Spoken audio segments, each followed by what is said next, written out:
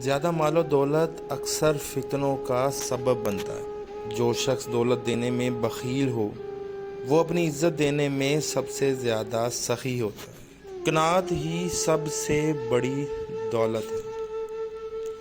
یوم قیامت دولت پر سخت حساب ہوگا۔ دولت سے بے شمار دشمن پیدا ہوتے ہیں۔ دولت کی کثرت سے ہی فرعون وغیرہ نے خدائی کا دعویٰ کیا تھا۔ دولت کو ہر وقت چوری کا خطرہ ہے جبکہ علم کو نہیں۔ کمینوں کی دولت تمام مخلوقات کے لیے مصیبت ہے۔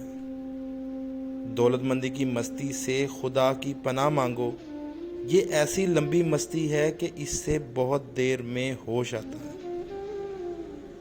تنگ دست جو اپنے رشتہ داروں سے میل ملاپ رکھے اس دولت مند سے اچھا ہے جو ان سے قطع تعلق کرے۔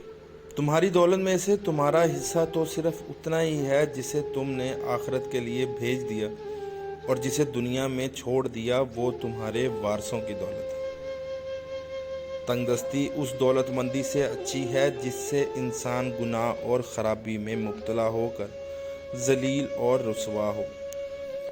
علم دولت سے بہتر ہے۔ علم تمہاری حفاظت کرتا ہے اور تم دولت کی حفاظت کرتے ہو۔ مال و دولت خواہشات نفسانی کا مرکز ہے۔ بخیل آخرت میں دولت مندوں کا سا حساب بھگتے گا۔ دولت فرعون و حامان کا ترکہ ہے۔